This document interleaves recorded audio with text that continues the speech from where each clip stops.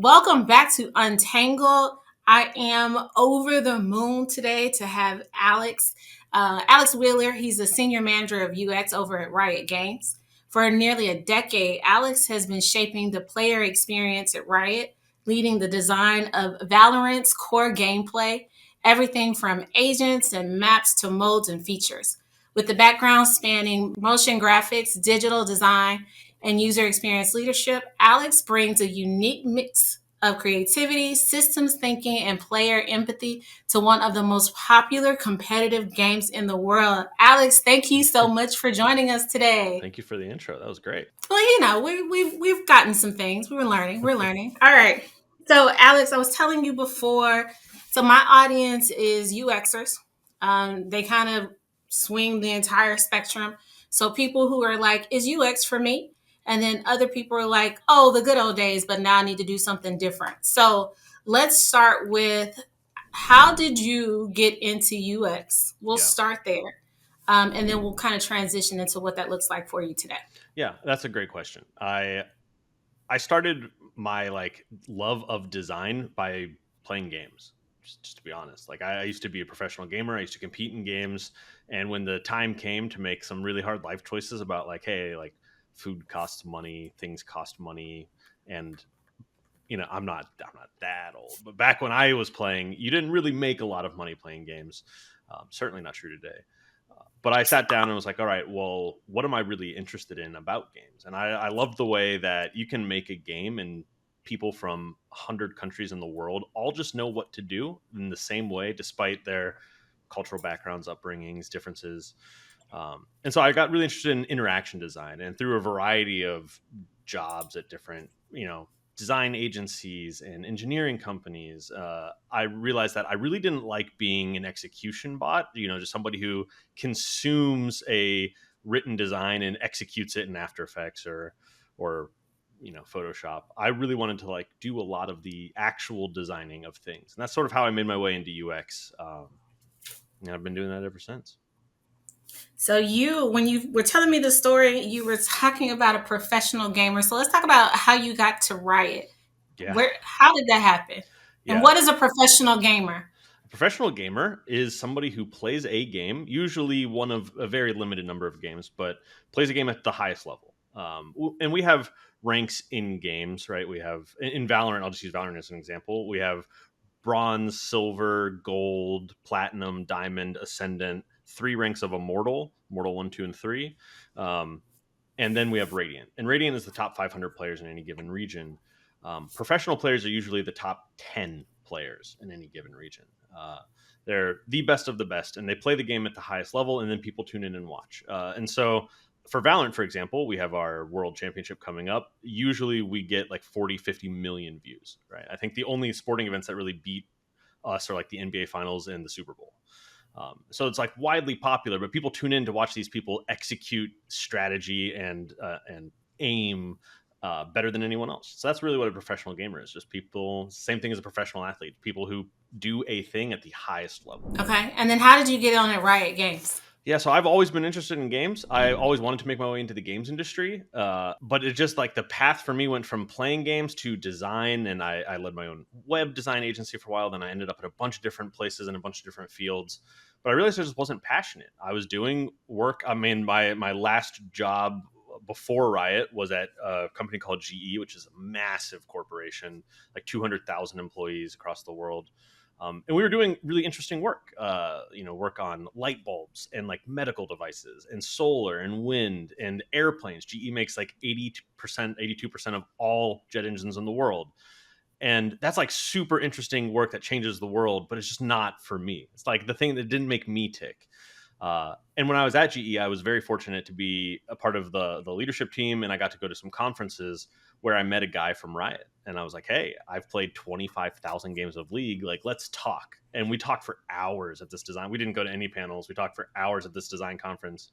And he was like, hey, we should get you over here. And that's how I found my way to Riot. So did you know who he was? Did you seek him out, or were you just kind of casually chatting? Total random chance. We were at a table for they broke up these tables and like different topics, and we were at the same topic table for like interaction design, and we were all going around the table introducing ourselves, and he was like, yeah, I'm Cam, I'm from Riot. I'm like, wait a minute, hold on. uh, that's how, as just lucky happenstance. I love that. A shameless plug for networking, because that's what I'm always telling people. You don't know who's here. You don't know who's next to you. Just talk to them, ask some questions. Exactly. So many people are like, "Oh man, people get so lucky," and like it's true, but luck often looks like capitalizing on opportunities, talking to the person next to you, going to conferences. Like luck and hard work are like heavily intertwined, and like again, random luck that this guy just happened to be from Ryan, just happened to be at my table. But I also went to this conference, and like I also sat down. I chose to go to this table, chose to talk to these people. Um, and that's oftentimes how luck is formed, and most of the people I work with have very similar stories, like, oh, I was like doing this other thing and I met this person. And definitely plug for networking, get out there, talk to people. So, can you tell us a little bit about what does UX design look like in the gaming industry? Yeah, for sure. It's a really interesting topic. I've written some articles about this. Half of it is identical to UX design anywhere else, right? You're going to be in Figma, you're going to be doing wireframes, you're going to be doing layouts. It's basic interaction design, not too dissimilar from web design. And the other half of it, where you're working on actual gameplay, is wildly different than what most UX designers would be expecting. You're going to be talking a lot about systems. You're going to be engaging a lot with audio visual communication standards. And you're going to be the person who's like, man, this piece of VFX or this piece of sound effect, it isn't communicating well enough. We need to do XYZ. And you might not be the person actually executing that. And that's deeply uncomfortable for a lot of UXers who are used to getting into Figma, making a thing, showing it to people. And this is going to be like, actually, I think we need like VFX on this, and we need a sound effect here, maybe a voice line here. And you're not going to be the person doing the voice line or making the VFX or doing the sound effects. And so it's wildly different. But ultimately, the core goal is still the same, which is you are the audio visual, you are like the audio visual communications expert in the room. You're trying to create the best possible user experience. But in games are a design driven product, right? So you don't have to fight for a seat at the table. Like game companies are design led. So you're going to be working with other designers, surrounded by other designers who, when you say like, hey, we should do this to have the best possible user experience, you're not going to have to argue for why the best possible user experience will increase revenue or do XYZ. You're just surrounded by a bunch of people who are like, cool, best user experience, great. That sounds awesome to me. So, where does that perspective come from? Because we talked a little bit about what does research look like Mhm. then in the gaming industry. So, can you tell us a little bit more about that? Yeah, so it's different everywhere, I will say. Riot, I'm super spoiled, super fortunate. We have a team we call the Insights team, and they are a dedicated team of just researchers. That's all they do. All they do is research. If I want, and I used to use research myself, but if I want research on a thing, I have a wonderful woman who I can go to and be like, hey, I'm looking to learn this. And she will put together a test. She will get users. She will run that test. Sometimes it's in person. We have like a room with one-way glass. Sometimes it's online.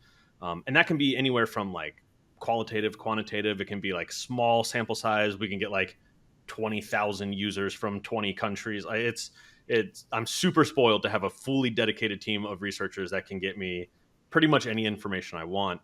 But we also just have a lot of data, right? I think that's like a big part of anything that I would advocate for is like as a user experience designer, even if you're not doing a lot of research yourself, you should advocate for good data.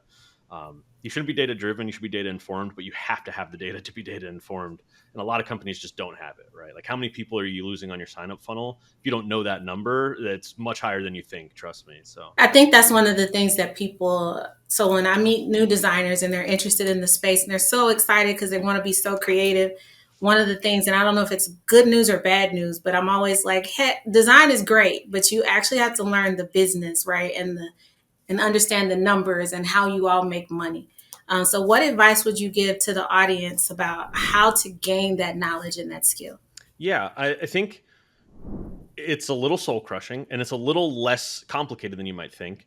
But in design school, you're often taught about being the advocate for accessibility and being the person who advocates for the user.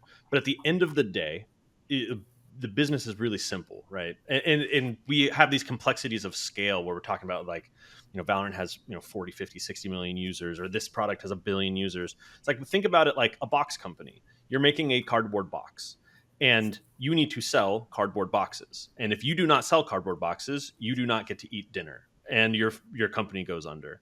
It's like, okay, well, I really want to make a red cardboard box because the cardboard box we have is not good for XYZ reasons. It's like, okay, well, if we make a red cardboard box, we're going to sell less. Like, yeah, but it's a better cardboard box. Like, it doesn't matter. At the end of the day, I think a lot of young designers come out and they want to do the cool thing because it's cool. They want to make a name, they want to be creative. But ultimately, you can't just have change for change's sake. It's got to be rooted in value. And the value it creates for your users, which is oftentimes the value it creates for your business, needs to exceed the friction it creates or the cost it has to create it. And that's like the number one thing I see. People are like, oh, you should do colorblind mode or you should do this. Like, you should, like, absolutely. But sometimes the realities of the business don't allow you to do that. If it's going to cost you $50 million to make colorblind mode and you will never recoup that investment, that's just a bad decision. It's a bad design decision and it's a bad business decision, even if it's like the right thing to do. And that can be a little hard for new designers to hear. And don't get me wrong, you should generally, I think, as a broad rule, accessibility is like a great place to invest in, and it will increase the viability of your product in the market. But there are very specific situations, and you shouldn't approach it from like a emotional standpoint. It should be like from heavily rooted in business value and user value. You touched on that user testing piece, and when we got into play testing, I couldn't believe the range, right? So it was like, we can do 5 to 8 here, and in other instances we need you to run out entire gaming facilities because we're going to run all the machines at one time. So how do you know what type of research to do, right? Or what type of research warrants a small sample size versus an entire building of people testing? It's not too different than like any other research problem, really. It's like, for the unique thing about games is we have wide audiences, and those wide audiences tend to have different skill levels, right? So like there's people who are very bad at the game, but they still play the game. There are people who are incredible at the game, and there's everything in between. And what those people like is often different based on what they are capable of accessing through their individual skill. And so that's like the unique aspect to it. But most of the other stuff is it's pretty simple. Like, it's like A/B testing type stuff. Like, does this work better? Does this work better? Is this more usable? Is this more usable? Um, so there's not like a lot of unique stuff. But when we need a large sample size, it's really on a nuanced problem where it's like we're actually not quite sure if changing this one thing is going to break everything or if it's going to make everything better. And then we just need like a lot of data. And so I usually just let our insights people decide what what kind of problem to to send out. I'm on the record at least once a week and definitely quarterly saying, you are not your user. But Oof. you said something to me that I was like, okay, well, I think Alex may be changing my mind. So talk to me about that idea that you are your user. 100%. Let me caveat with almost every designer learns the you are not your user, and the spirit of that is correct, but the fact, like the literal interpretation of it, is not correct, and it's not aspirational. And I recognize that's a privileged statement. I get to work on a thing that I love with people who also love that thing, and my friends love that thing. I am my user, and that's a superpower. And if you are fortunate enough to be a designer in a space where you are the user of the thing, that is a superpower. You have lived empathy that other people cannot access and will have to work twice as hard to do. And what that boils down to is, how do you make good decisions for an audience, right? Um, how do you make good decisions for an audience? You should not make decisions just for yourself and expect them to resonate with everybody. But if you are your audience, the decisions you make are going to be more accurate at a baseline because of your lived empathy than if you're not. And so it's really about, I think a more accurate version of you are not your user is, you should be your user, but you should recognize your own biases. I think it's actually like a problem if you're not your user. If I have a designer on my team who's like, actually, I don't like this game, I don't like gaming, but I'm going to try and make good decisions for this audience anyway. I'm like, oh, that's a real problem. You have to be an outstanding, like 1 in 1,000 level designer to overcome the challenges of making good choices for an audience and a product that you do not like and you are not part of, right?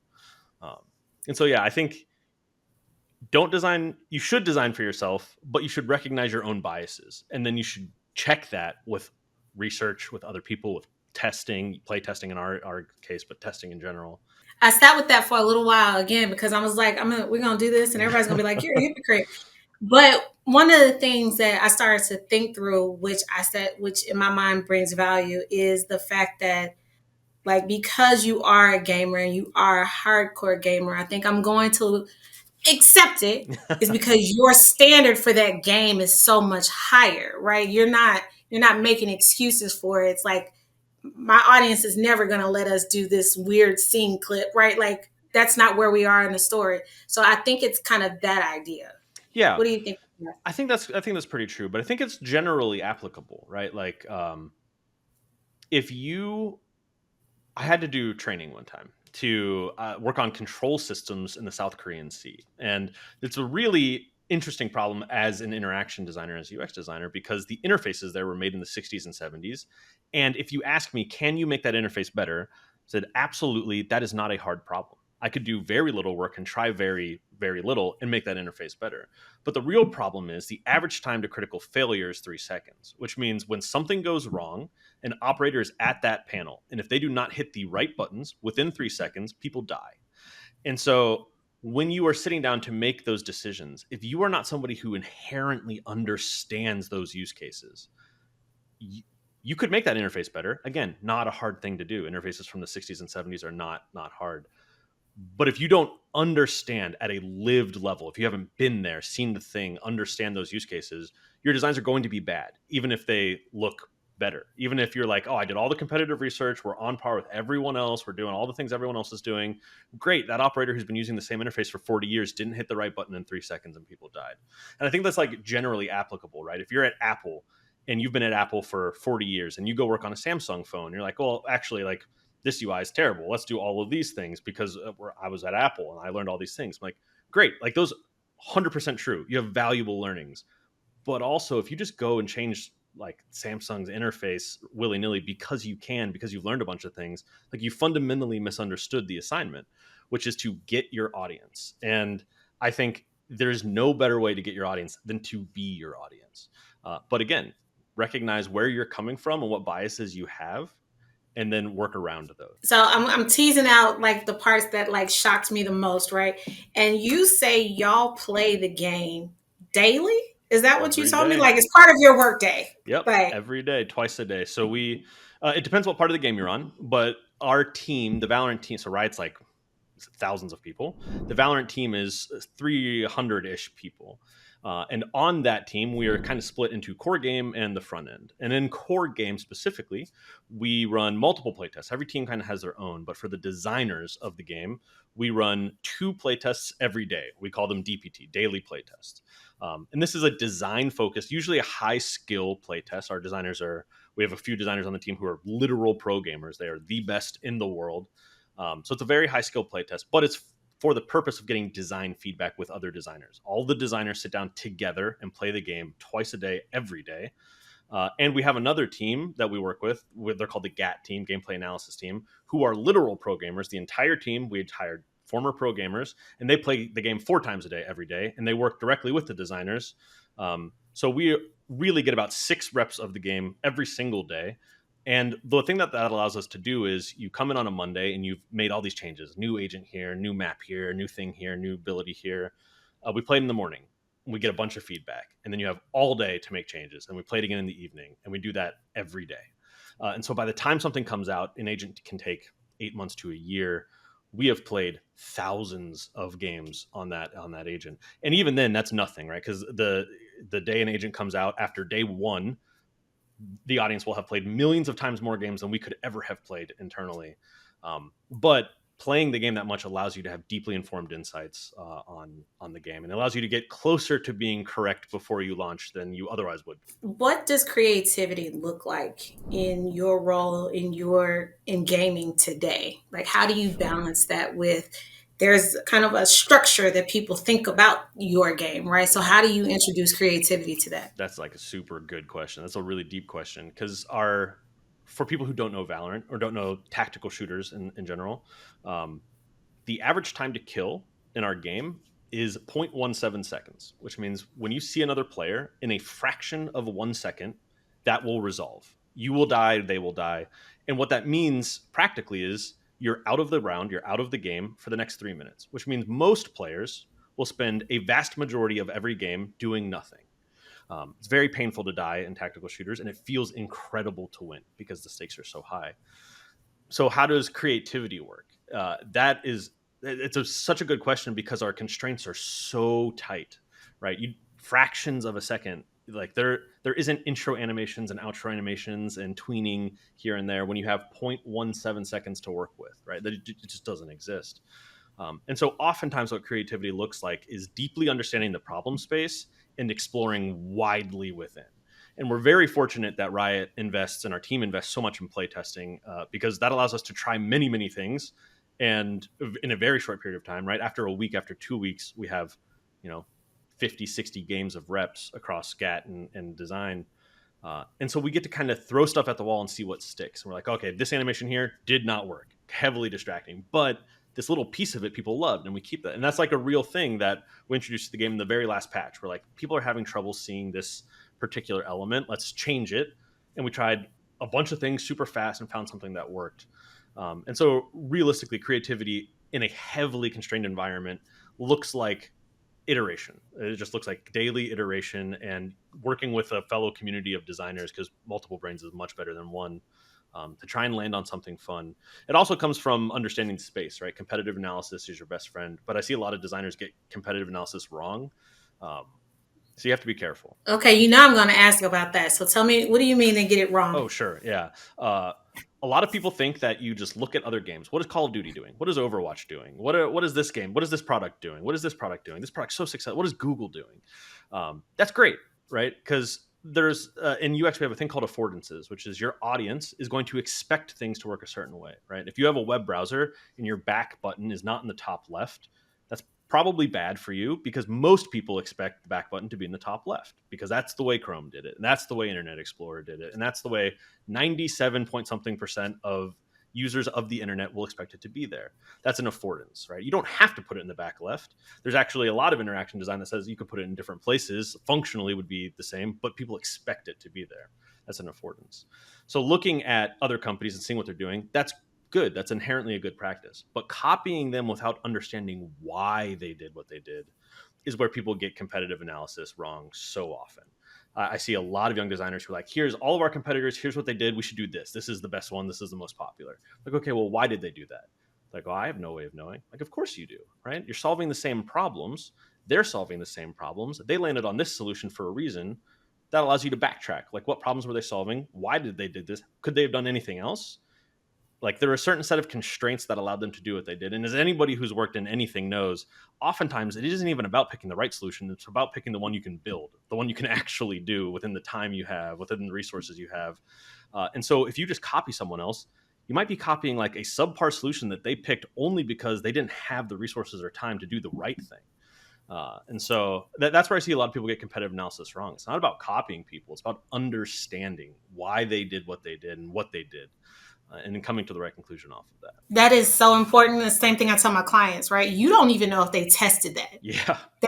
You have no idea how they got to that decision and if that will even work for your audience. Going back to the example that you used, if you roll something out to an iPhone user, right, and then you just randomly change it, and now it's like an Android. Now that's a horrible experience for that person because it's not how they think about their device or their interactions. Yep. Okay. All right. So you started as an individual contributor I and did. now you are leading a team. So let's talk about that. What inspired you or helped you move from being an IC to a manager? My incredible boss, to be honest. She's a wonderful woman who I absolutely love working for. But my whole journey of design, I've been an individual contributor. I've leveraged my background and passion for games to make things for games quickly. And I got to this point in my career, I got up to the principal level at Riot, um, which took a long time to do. And I got to that point in my career where I was on a team making all the decisions for the team, but we just had so much work. And the amount of impact I could have, I could only scale linearly with my availability.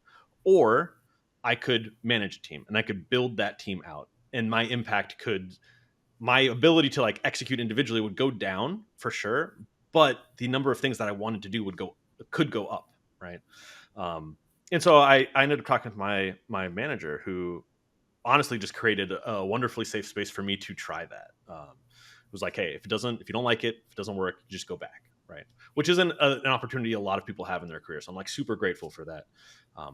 That's what we did. But she made it like super clear to me, and I had never thought about it this way before. But she framed it. She's like, this is a different skill, right? A lot of people spend a lot of time in UX learning the skill of design, how to make the tools to solve the problems. And I think of it more now like playing an instrument. It's like you spend your whole life learning how to play the piano. Some of that learning is going to help you play the guitar better, but not all of it, right? The guitar is a different instrument. Being a manager is a different discipline, is a different skill than being a designer. And you shouldn't go into it because it's the next thing to do. You should go into it because you're passionate about wanting to scale your impact and grow individuals. And I think I've been super fortunate that the people who are on my team are just like extraordinarily high performing, extraordinarily independent. Um, but yeah, that's kind of how I went through. I went through all the ranks of being an individual contributor. I went through the whole thing of like my value is my Figma output, my value is my wireframe output, and I'm now in a world where I think like the impact that I want to have is limited by me, and so being a team lead, leading other people who also have these extraordinary impacts, helps me scale up the impact that I can have, and helps me deliver more things to players, which ultimately is like what I wanted to do. I like sit down, I'm like, I want to do this, I want to do this, I want to do this. But if I'm doing it, I can only do this. But if my team is doing it, we can do the whole thing, right? Thinking about that is, so once you kind of started on this journey, is there something you learned along the way that stood out, or something you feel like you learned too late you wish you had known sooner when it came to managing people? I didn't realize how hard it was going to be to step back from certain things. It's like you spend your whole like somebody comes you spend your whole time as a designer. Somebody comes to you and says, hey, solve this problem. And as a young designer, somebody's probably like, hey, do this specific thing. And then you're a mid-level designer and somebody's like, explore this area. And then you're a senior designer and somebody's like, solve this problem. Then you're a principal designer and somebody's like, make a thing better. We don't know what that looks like. We don't even know what the thing is. Just add value. uh, and then you become a manager, and people are still coming to you saying, make a thing better, solve this problem, do this thing, but you're not the one doing most of that anymore. And so you have people on your team who are excellent designers, probably better than I ever was, and they're coming up to do solutions, and that might not be the thing you would have done, right? And oftentimes it is, but sometimes it's not. And so it's really hard sometimes to step back and be like, actually, like, this person on my team is the expert and they have more context than I have. And so even though this isn't what I would have done, we're going to go with it because this is like, I trust this. Like removing yourself from that equation is like, it's really tough. It's still tough. I've been doing it for a long time. It's still pretty hard, but that's the thing I think I would have been more prepared for if I could go back in time and warn myself like, yeah, hey, just get ready for it. Was there any trainings? Was there anyone you followed? There any books that you read to Oh kind of yeah, help get you prepared? I have a library of books over here, but there was one, "The Making of a Manager," which is like everybody on the West Coast seems to have read this. I'm gonna look up the author real quick. "Making of a Manager." Uh, she's super well known, and I just forget her name. Julie Zhu. "The Making of a Manager." It is a fantastic book, and it tells the story of one of the first designers at Facebook, now Meta, then Facebook, who ended up becoming a manager, and it tells the story of her journey and all of her learnings through that process. And it was really, really informative because it's the same journey that I had. It's the same journey that everybody's going to have. Like if you're a designer and you're going through the process, this book is going to outline effectively what you're going through and how somebody else approached the problem. So I thought that was great. Riot also has been incredible. There's a ton of trainings that I've been offered and had to go through around how to handle difficult conversations, because that's something like as an IC you don't often have to do, particularly if chances are if you're listening to this podcast, you're a deeply engaged designer who's probably high performing. Uh, so you, as an IC, you often don't have to deal with those conversations around, hey, this person isn't high performing, and it's your job to tell them that, right? Like, so yeah, the difficult conversations was a good training. Yeah. I try to motivate people to use like their time as an IC. You know, we have like one-on-ones or how whatever you call it in your One organization where on you ones. meet Yeah. with that designer, right? And I feel like a lot of times the mistake I made when I was an IC and that I see other ICs is they're coming to that meeting expecting the manager just to pour into them, and they're not like asking questions, and they're not showing up to that expecting to get something, right? So what do you think that what's like what advice would you give designers, individual contributors, for how to best use that time with their managers? Oh, it depends on what generation you're from. If you're from the generation of people who know how to use TikTok, just get on professional advice TikTok, and you will find infinity one-on-one formulas, which are they're really good ones. You should come to every one-on-one saying, "This is what I've done. This is what I'm doing. This is where I need help or don't need help." Right. And I would also highly recommend, if especially if you're younger in your career and you're looking to grow in your career, um, have regular career focused one-on-ones, and that means letting your manager know ahead of time that you want to talk about your career in this one-on-one so that it doesn't become a work update one-on-one, and just focus on, here's where I think I am. Where do you think I am? What do I need to do to get to the next level? That is something I've done my whole career. At least for a long time, I did it like once a month ish. You don't want to do it too often, right? Because you want to be able to demonstrate real growth, consistent growth. It's not enough to just do something one time. You have to consistently demonstrate that you've mastered the thing. But I think probably about once a month for my whole career, I sit down with my manager and I'm saying, this is where I'm at. This is where I'd like to be. How do I get there? And it's useful even when you're higher in your career and your manager does not know what you can like. Like I'm at the point where I have a principal on my team, and there's like not a path to the next level. The next level is something that doesn't exist. Um, it's not about knowing and helping that person get there. It's about giving them the opportunities to grow in areas that they want to grow in. And that I think is like super important. That's also a mistake I see a lot of young people make. A lot of young people think I want more money and I want a promotion, and it's my manager's job to give that to me, and I need to say nothing. And that's like a huge miss. It is no one will care about your career more than you will. Even if you have a great manager and your manager cares deeply about your career, I care deeply about my people's careers. Uh, it is on you to schedule those one-on-ones to be like, hey, I'm interested in talking about my professional growth in this meeting. So definitely do something like that. But also, it, find you can go on TikTok, you can go anywhere, find like a really simple one-on-one formula. The one that I use is, this is what I've done, this is what I'm doing, and if I'm blocked or if I need help, like that's the I was at a company and they called them brag sheets. So my boss made me show up with a brag sheet. What have you done that you're proud of, right? yep And get very comfortable because you, like you said, you have to be that advocate for yourself. And I also find that sometimes you may have aspirations and you haven't voiced them, and your manager's not thinking about that. Like they don't even know exactly. you have a desire to go that way, right? So definitely. Okay, you've brought up your manager and kind of the culture at Riot, which stands out to me a lot. I told you this, I think, before. I was cyber stalking you and ended up on a video that Riot Games put out on UX design, right? Yes. And I was like, wait a minute, what are we looking? So let's talk about that. Let's talk about Riot Games, why they created that video. Yeah. Talk to me about that culture there. Yeah, Riot. um let's see, some context. Riot puts a lot of emphasis on hiring. It is very difficult to get into Riot, and Riot's interview process is usually like months long, which is frustrating. We should do better about that. But the net result of that is we tend to hire a very high craft skill expert people.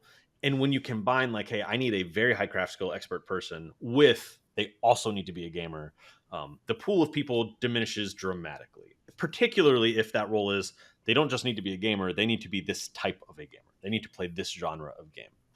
um, and what we found is actually like UX as a discipline isn't really that old. Like it's kind of like, when did David Cronin write the books? Like 2015 ish is when UX started kind of ballooning, which was only 10 years ago. And UX in games specifically is still relatively hard to find people. Um, and so really we make resources like that as a recruiting thing. It's like, hey, we hire UX designers. UX is a thing. Maybe you're a game designer who like actually has like a leaning in this direction. Maybe you're a product designer at a tech company and you love games. You just didn't even know this was an opportunity that existed for you. And so those types of things help us get candidates from far and wide. Um, but also I tend to, like, for me, when I was a student, when I was in high school, videos like that were deeply inspiring, and I like to think, I don't think that's like exactly why we make them, but I think that's an added value. Is like, hey, there's like a whole generation of gamers who are the next generation of game makers, and videos like that help them a kind of career path up into the right places. I loved it because I would love to see more videos, because a lot of times with UXers or in general, when they go to interview, I'm like, ask about how they feel about UX, right? Yeah. And y'all kind of answered it. It's a whole video. Somebody put time and money into that thing. Yeah. Yeah. All right, so let's talk about one thing that we really haven't gotten too much into is like, what are your thoughts on where UX is as a profession? Is there anything that you're like trending topics or anything that you're interested in that you think is going to change how we work? Yeah, I think. I mean, the obvious answer is AI, right? But I think a lot of So people I are didn't like, say that. I was like, let me go all the way yeah, around it. okay, all the, I think a lot of people, when they hear a question like that, they're going to think AI. A lot of people are like anywhere on the scale of like worried to like not worried, or think like AI is fake, right? In reality, it's somewhere in between. When I was younger, a tool came out called Photoshop, and everyone was like, "Oh, that's it! Like photographers are done. Like they're done." And really, what happened is photographers who didn't want to use Photoshop were kind of done, and then a whole new generation of photographers who use Photoshop for post processing came about, and then Illustrator came about, and then XD came about, and now Figma is a tool. And when Figma came out, everybody's like, "Oh my god!" Like web developers, they're done. Designers, they're done. Now AI is here, right? And I think in reality, AI is kind of exactly like those other tools. It's just shaped differently. It's going to help motivated people do the things that they're motivated to do faster and more efficiently. Um, so I think that's the thing. I don't even think that's the thing that's like really interesting to me, to be honest. Like in the field of UX, um, one of the things that I am particularly interested in around UX is what I'm calling like the common sense movement. For a long time, I think UX was all about pushing boundaries, pushing envelopes, like doing the thing that like we morally feel we should be doing. And now I feel like it is much more in actually like working within the constraints of where you're at. And we're seeing a lot more of that with interface. I think like Apple's the reaction to Apple's most recent like design system being what it was, I think is very telling in the space where people are kind of tired of people taking these big extreme swings just for artistic creativity and are much more interested in practical, usable interfaces and applications. So I think I'm like really interested in that. But if you're one of those people out there who's like AI, I gotta learn AI, I gotta learn AI, like absolutely, just don't build your career on AI, right? Just like you should not have built your career on so many high schoolers like and so many young college students like, what tool should I learn? Should I learn this thing? Should I learn this thing? I'm like, learn any of them. Like once you've used one, you can use most of them, and you're going to use a million of them in your career. I started I started my career in Photoshop and then Flash. I spent multiple full-time salaried jobs working in Flash, and that doesn't even exist anymore. So like it's AI today. Who knows where it will be tomorrow? And maybe I'm wrong, right? Maybe AI will just like take over the world, Terminator style. But ultimately, my perspective on it is it's kind of right in the middle. It's just another tool for people to use. Alex, I was laughing. I had a client a few weeks ago actually hand me a prototype on XD, and I was like, where did this is this real? This I hadn't seen this in years. But I think the part that is most important to take out of that is to always kind of be in this place where you're willing to learn, Exactly. right? Yeah. Whatever that thing is, whatever that tool is, be willing to learn that thing. Yeah. Okay. I guess two more questions for you. So I like to ask people, who are you outside of work? So I know you're a gamer, but what else do you do? What else makes up your pieces, Alex? I am like really boring. I am a gamer through and through. Truly and honestly, I don't know if you could see behind me. My wife works in the games industry as well, but like socially, I play games. My friends and I have been gaming together for over 20 years. We used to compete in games together, and then as you grow older, you move. So we're split across the United States, but we still get online and game together every night. Professionally, I have to play games just to stay up to date on things, so I do that. Personally, my primary hobby is gaming, and so when you combine all three of those together, I mostly just play games. But I also love food. So usually when I travel, and I actually like I hate traveling, which is a different story. But usually when I travel, I'm traveling mostly for food. And I mean, I love reading. Like Brandon Sanderson's a favorite of mine. I love movies, storytelling in general. If there's a storytelling medium, that's it's particularly interesting to me. But 99% of the time, I'm just sitting here playing That's pretty dope. I love games. that. All right, one last question. So before I let you go, is there anything else you want to leave my audience with? um, you asked me this earlier, and I didn't have a good answer. I don't know. I think if you are listening to this podcast and you are on the fence about whether design is for you, UX is for you, this is a field for you, like you should be here, right? If you're the kind of person who is seeking out podcasts and information, then the field needs more people like you. So you're in the right place, and keep going. That's a good one. That's a really good one. Thank you so much, Alex. We have really enjoyed talking to you today. Thank you. I've enjoyed being here.